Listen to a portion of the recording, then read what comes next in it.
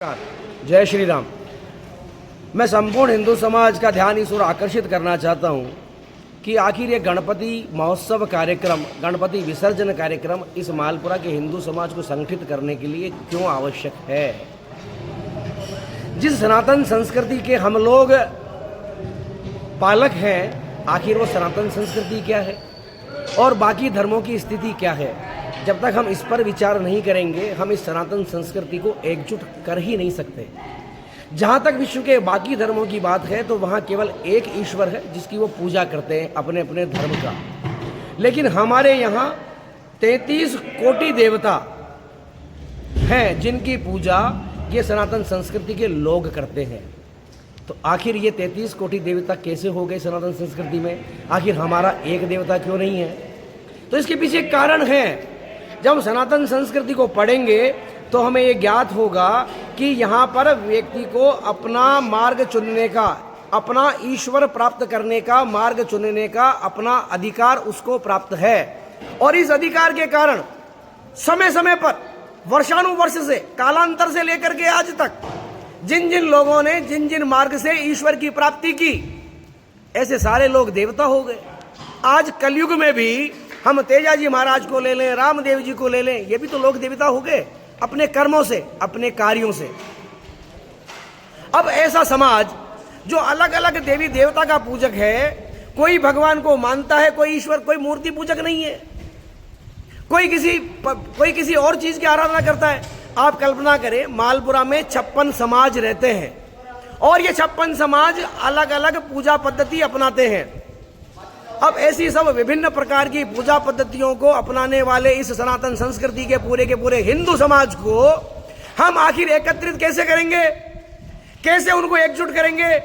इसके लिए जब मालपुरा के कुछ चिंतकों ने विचार किया 2016 में, तो ये पाया कि कहीं ना कहीं मालपुरा में रहने वाला सनातनी लोग 85% की तादाद में गणेश जी को प्रत्यक्ष या परोक्ष रूप में मानते हैं, पूजते हैं। मैंने ये नहीं कहा है, मानते हैं, क्योंकि सबका पूजना अलग अलग है। कोई राम जी को पूज रहा है, कोई शिव जी को पूज रहा है, कोई हनुमान जी को पूज रहा है, कोई गणेश जी को पूज रहा है, कोई रामदेव जी को पूज रहा है, कोई तेजा जी को पूज रहा है, कोई दादू जी को पूज रहा है, कोई झूलेलाल को पूज रहा है, कोई महावीर स्वामी को पूज रहा है, कोई गुरु नानक देव को पूज रहा है।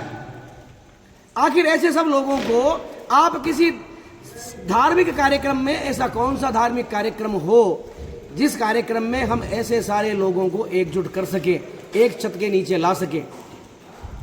जब हमने हेडगेवार जी की जीवन चरित्र पढ़ा तो हमने ये देखा कि हेडगेवार जी ने संघ के 6 उत्सव बताए। वो 6 उत्सव भारतीय संस्कृति के उत्सव हैं, जिन्हें चाहे किसी भी तरह की पूजा पद्धति करने वाला व्यक्ति हो, वो रक्षाबंधन मनाता है, वो नववर्ष मनाता है, वो होली मनाता है, वो दिवाली मनाता है, वो विजयादशमी मनाता है, वो हिंदू साम्राज्य दिवस मनाता है। आखिर हेडगेवार जी ने बाकी भगवानों की जन्म जयंती को क्यों नहीं चुना? क्योंकि हेडगेवार जी अच्छी तरह जानते थे कि किसी भी एक भगवान के पूजक के निमित्त हम पूरे के पूरे हिंदू समाज को एकत्रित नहीं कर सकते। और ये ऐसे में गणपति महोत्सव, जिसकी शुरुआत लोकमान्य तिलक ने आज से 400 वर्ष पूर्व अंग्रेजों से लड़ने के लिए इस देश में की, इस हिंदू समाज को संगठित करने के लिए उन्होंने गणपति महोत्सव की प्रथम बार शुरुआत की। हमारे कई लोग कहते हैं, YouTube पे आप कई बार पढ़ेंगे, गणपति विसर्जन करना चाहिए, नहीं करना चाहिए। कई लोगों की अपनी अपनी मत भिन्नताएं हैं। आपका मूल उद्देश्य मालपुरा के हिंदू समाज को संगठित करना है। आपका मूल उद्देश्य मालपुरा के हिंदू समाज को एक समरस समाज बनाना है। आपका मूल उद्देश्य जहां हिंदू समाज का प्रत्येक वर्ग, चाहे वो वाल्मीकि समाज से हो, चाहे वो बेरवा समाज से हो, चाहे वो रेगड़ समाज से हो, चाहे वो ब्राह्मण समाज से हो, चाहे राजपूत समाज से हो, चाहे जाट समाज से हो, चाहे बढ़िया समाज से हो, चाहे वो सिंगड़ी वाले हो, चाहे वो लुहार हो, ऐसे सभी लोग एक साथ एक कार्यक्रम में, एक मंच में, एक छत के नीचे, एक धार्मिक आयोजन में सम्मिलित हों, तब जाकर के हमें कहीं ना कहीं लगेगा कि यह हिंदू समाज का एक समरस कार्यक्रम है। और इसलिए मेरा ऐसे सभी लोगों से निवेदन है, जो लोग इस वाद विवाद में पढ़ते हैं कि क्या शास्त्रोक्त है, क्या शास्त्रोक्त नहीं है, तो मैं ऐसे सब लोगों से निवेदन कर देना चाहता हूँ कि हमारे यहाँ शास्त्र केवल वेद हैं, और वेदों के बाद जितनी ऋचाएं लिखी गई हैं वो सब ऋषियों ने अपने अपने अनुभव के आधार पर, अपने अपने जीवन में जैसा कुछ उन्होंने सीखा उसके आधार पर उन्होंने लिखा। और इसीलिए हमारे यहाँ अलग अलग ग्रंथों में मतभिन्नताएं हैं। ये इसीलिए है क्योंकि हमारी व्यवस्थाएं ऐसी हैं।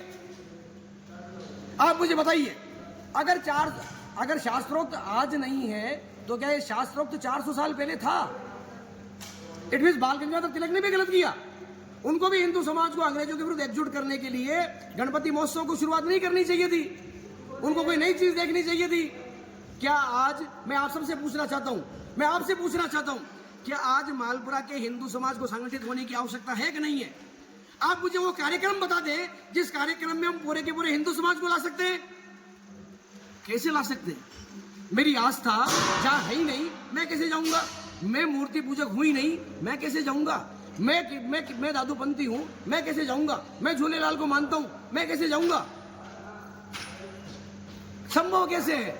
और इस पूरे के पूरी व्यवस्था को संभव किया इस गणपति महोत्सव ने। और आज 10 सालों में आप सबके सामने इस गणपति महोत्सव का एक विशाल स्वरूप आपके सामने है। और इसलिए मेरा हाथ जोड़ के निवेदन मालपुरा के संपूर्ण हिंदू समाज से, कल पूरे उत्साह के साथ अपने परिवार के साथ आप निकले, गणपति विसर्जन शोभा यात्रा में शामिल हो और समाज की एकजुटता को प्रदर्शित करें। संख्या में निकला हुआ समाज ये तय करता है कि वो समाज कितना संगठित है।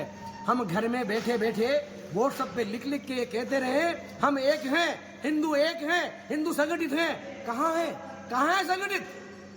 नजर आना चाहिए सड़क पे कि हिंदू संगठित है। और इसलिए मेरा आपके फिर एक बार हाथ जोड़ के निवेदन, पूरे हिंदू समरसता मंच की तरफ से, संपूर्ण मालपुरा के हिंदू समाज की तरफ से, मालपुरा के प्रत्येक हिंदू जन से निवेदन, कल के गणपति महोत्सव के कार्यक्रम में दिन में 1 बजे के बाद अपने व्यापारिक प्रतिष्ठान, अपने सारे कार्य बंद करके गणपति विसर्जन शोभा यात्रा में शामिल हों। धन्यवाद। जय श्री राम।